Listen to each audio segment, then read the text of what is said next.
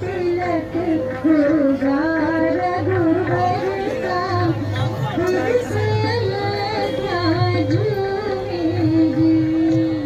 राज तिलक होगा रघुवर का, फिर से अयोध्या झूमेगी। आएंगे श्री राम जानकी, आएंगे श्री राम जानकी, फिर से अयोध्या झूमेगी। राज तिलक होगा रघुवर का, फिर से अयोध्या झूमेगी।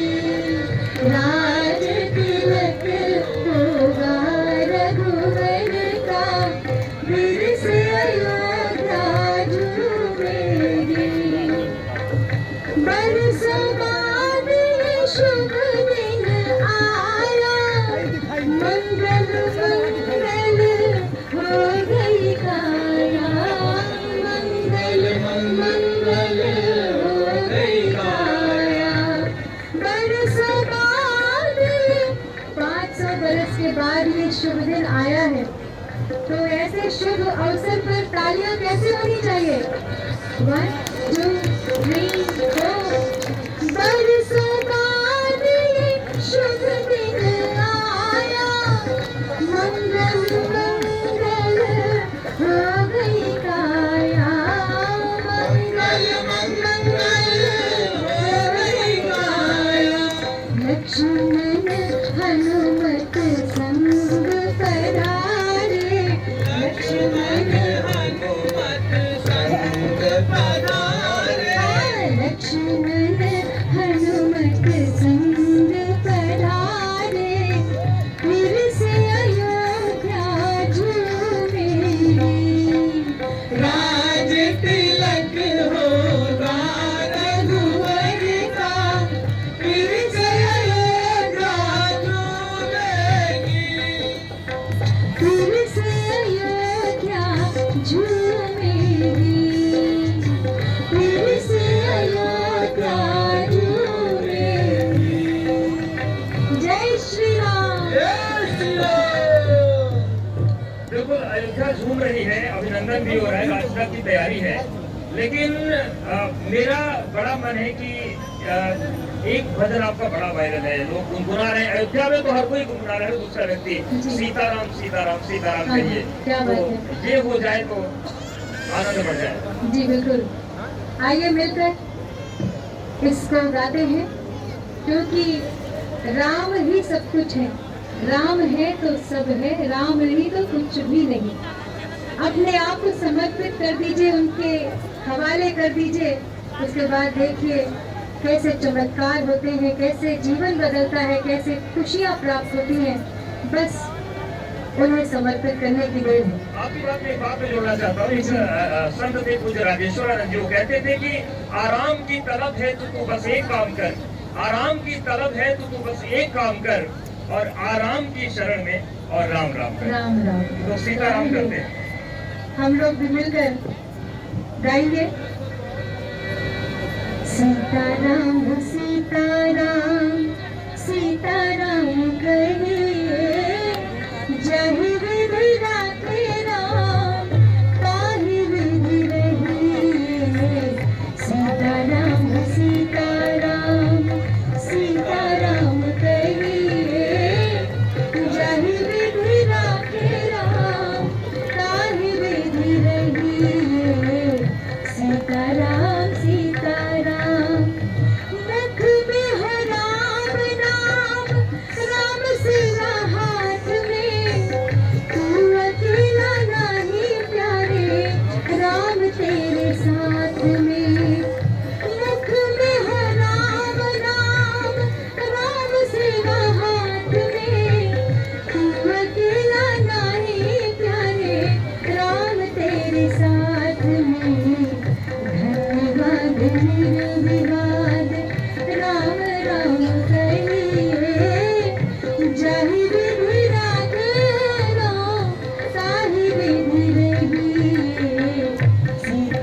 राम सीताराम सीताराम करे जाहि विधि गाते राम ताहि विधि रही जाहि विधि गाते राम ताहि विधि रही। तो क्या आप मानते हैं कि ये जो 5 दशक का इंतजार था, ये भी राम की इच्छा थी? क्योंकि तुलसीदास ने लिख दिया था कि जाहि विधि राखे राम। उन्होंने ये भी कहा कि महलों में राखे चाहे झोपड़ी में वासुदेव। जी सही बात है। ये तो सत्य है कि भगवान की मर्जी के बिना एक पत्ता भी नहीं हिलता और प्रभु श्री राम जैसा चाहेंगे वैसा ही होगा, जब चाहेंगे तब होगा।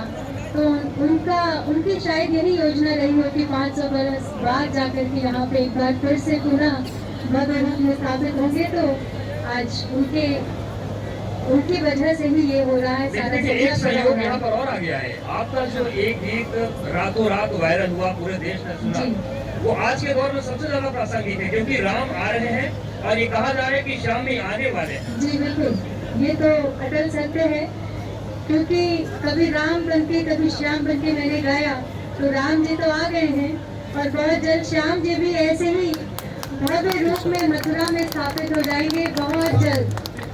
तो आइए मिलकर गाते हैं इसी भजन को। कभी राम बनके कभी श्याम बनके चले आना प्रभु जी चले आना।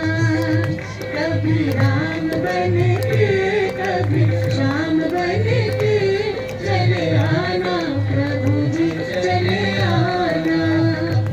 तुम राम रूप में आना तुम राम रूप में आना तुम राम रूप में आना तुम राम रूप में आना।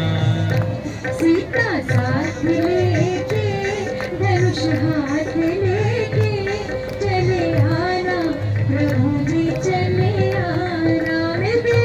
कभी राम बनके कभी श्याम बनके चले आना प्रभु जी चले आना। और उन्हें भी बुला लेते हैं तुम श्याम रूप में आना तुम श्याम रूप में आना। राधा साथ लेके मुरली हाथ लेके चले आना प्रभु जी चले आना। कभी राम बनके कभी श्याम बनके चले आना प्रभु जी चले आना चले आना प्रभु जी चले आना। लक्ष्मण साई हो कौशल्या माई हो। ये गीत अवधेश जी मैंने 20-22 बरस पहले गाया था और आज ये गीत यहाँ इतना वायरल है, पूरे अयोध्या का ये एक तरीके से राष्ट्रगान जैसा बन गया है। तो इस पर मैंने भी गीत बनाई। अरे वाह क्या बात है। तो वो गीत भी गाते हैं मिलकर। लक्ष्मण सा भाई हो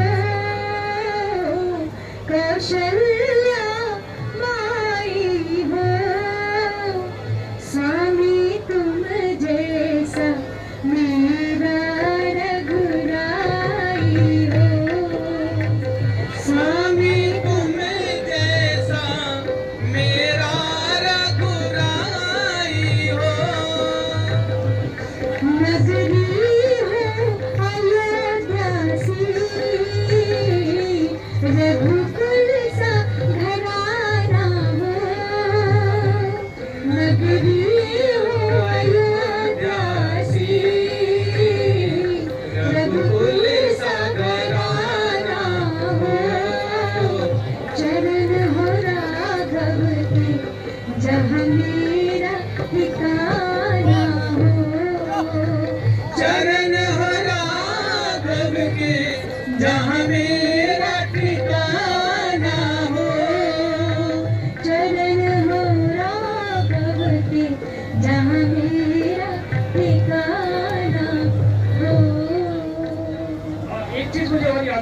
कि आज का दौर जो है राम पर बहुत सारे ये सारे लोग तो जो है खुश हैं, देखिए राम धुन में मग्न है। बहुत सारे लोग हैं जो कह रहे हैं हम राम मंदिर की प्राण प्रतिष्ठा में नहीं आएंगे, और ये सोशल मीडिया का दौर है। जैसा कि आपने कहा कि 2 दशक पहले गाना गाया था और आज के दौर में वायरल है, यानी कि जो आज हो रहा है लोग याद रखेंगे। तो एक वाकया मुझे भी याद आ रहा है, जब आप मुलायम सिंह यादव के खिलाफ चुनाव लड़ी थी तो वर्तमान प्रधानमंत्री जो नरेंद्र मोदी जी हैं, उन्होंने उस मंच पर कहा था कि मैं उस देवी को प्रणाम करने आया हूँ जो इनके खिलाफ ताल ठोक कर खड़ी है। तो पूरा वाकया क्या था, और ऐसे जो राम के खिलाफ बयानबाजी करे उन पर भी कुछ है क्या आपके पास?